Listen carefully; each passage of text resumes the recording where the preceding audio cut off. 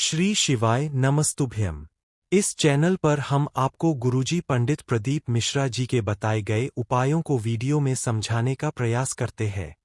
तो गुरुजी पंडित प्रदीप मिश्रा जी ने सीहोर कुबेरेश्वर धाम में रुद्राक्ष महोत्सव के अवसर में चल रही महाशिवरात्रि शिव महापुराण कथा में कुछ नए उपायों की जानकारी दी है, जिन्हें आप कभी भी किसी भी दिन कर सकते हैं।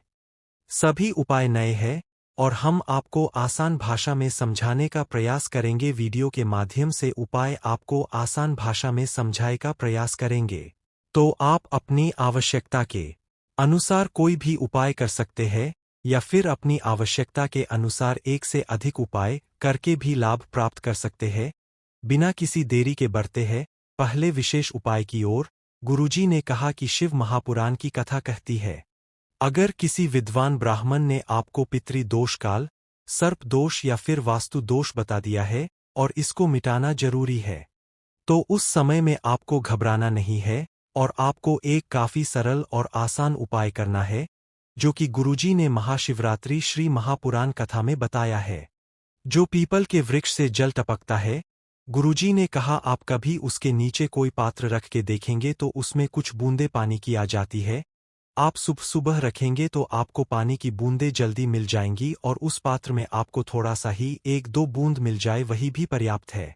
अब इस एक बूंद को लेकर आपको शिवालय पहुंच जाना है और शिवलिंग में जहां से जल नीचे गिरता है उसके नीचे वाला जो भाग होता है वहां पे आपको उस जल से एक बिंदी लगा देना है, सिर्फ एक बिंदी लगाना है। इसके बाद एक लोटा जल आपको शिवलिंग के ऊपर समर्पित कर देना है।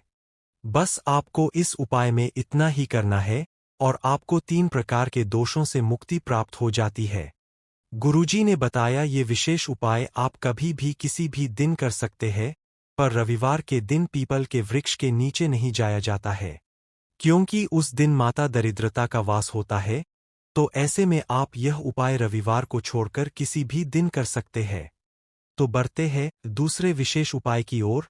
गुरुजी ने कहा कि कितने ही बड़ी दुख की स्थिति हो, विपदा की स्थिति हो, कष्ट सम्मुख आकर खड़ा हो गया हो, धन की कमी हो रही हो, आपको लग रहा है मेरे पास अब कुछ भी नहीं है, या फिर आपका मकान बन रहा हो, पैसे की कमी हो, या फिर बेटा बेटी का विवाह हो रहा हो, पैसे की कमी है, तो आपको कांता भगवान या फिर कांता चक्र का स्मरण करते हुए शिव और नारायण का नाम लेते हुए एक सफेद पुष्प, एक शमी पत्र, एक लाल पुष्प, एक बेलपत्र, इन 4 चीजों को लेकर आपको भगवान शंकर और भगवान हरि का स्मरण करते हुए माता अशोक सुंदरी के स्थान पर सभी चीजों को अर्पित कर देना है। मात्र इतना कर देने से धन संपदा की कमी दूर हो जाती है। यह उपाय आप कभी भी किसी भी दिन करके अधिक से अधिक लाभ प्राप्त कर सकते हैं। अब बढ़ते हैं तीसरे विशेष उपाय की ओर। गुरुजी ने कहा जो माता जगदम्बा भवानी है, उनके हाथ में जो चक्र है उस चक्र का नाम मृत्यु मंजरी है। नारी को रजस्वला धर्म आता है और रजो धर्म जो होता है उसमें नारी जब कार्य नहीं करती है तो कई बार ऐसा होता है कि नारी को समस्याएं आना शुरू हो जाती है। अब चाहे गर्भाशय में गांठ हो या फिर रजोधर्म आने में देरी हो या फिर आता नहीं हो या फिर बार बार आ जाता हो या फिर निरंतर ही आता रहता हो, तो ऐसे में गुरुजी ने इस नए उपाय को करने को कहा है। गुरुजी ने कहा आपको एक गोलर का फूल आता है जिसे आप गुड़हल का फूल भी कहते हैं।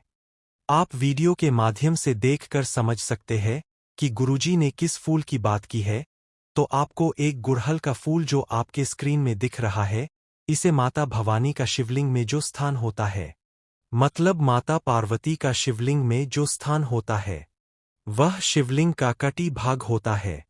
आपको शिवलिंग के कटी भाग पर उस पुष्प को माता जगदम्बा भवानी का जो चक्र है उसका स्मरण करते हुए, मृत्यु मंजरी का स्मरण करते हुए, आपको उस पुष्प को माता पार्वती के हस्त कमल पर उस पुष्प को समर्पित कर दीजिए। इसके बाद आपको उस पुष्प को प्राप्त कर लेना है। अब द्वार के बाहर आकर या फिर घर ले जाकर उसे आपको खा लेना है। गुरुजी ने कहा मात्र इतना कर देने से आपको सभी प्रकार की परेशानियों से मुक्ति मिल जाती है। गुरुजी ने श्री महाशिवरात्रि महापुराण कथा के 12 मार्च की कथा में बताया है। अब बढ़ते हैं चौथे विशेष उपाय की ओर। गुरुजी ने कहा अगर किसी व्यक्ति का डायलिसिस चल रहा है या फिर किडनी बदलने को डॉक्टर ने बोल दिया है या फिर आप अधिक बीमार है बहुत बड़ी बीमारी ने आपको घेर लिया है, तो आप इस उपाय को जरूर करें।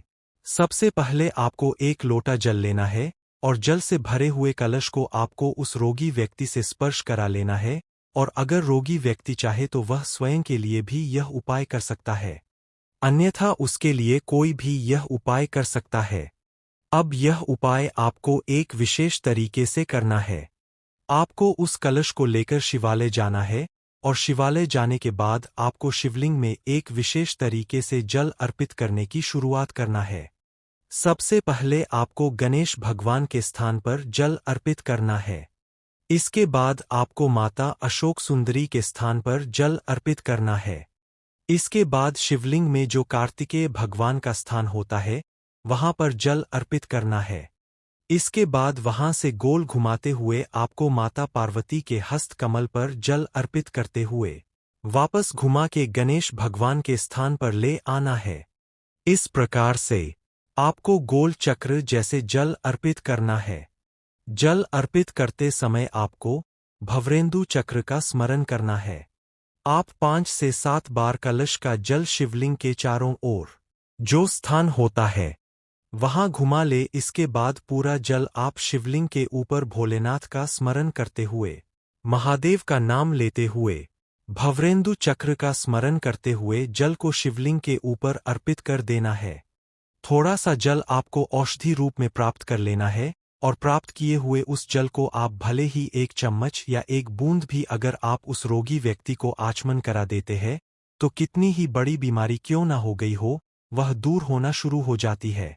आप इस उपाय को 4 से 5 बार कीजिएगा, आपको लाभ जरूर देखने को मिलेगा। वैसे यह उपाय आप प्रतिदिन भी कर सकते हैं।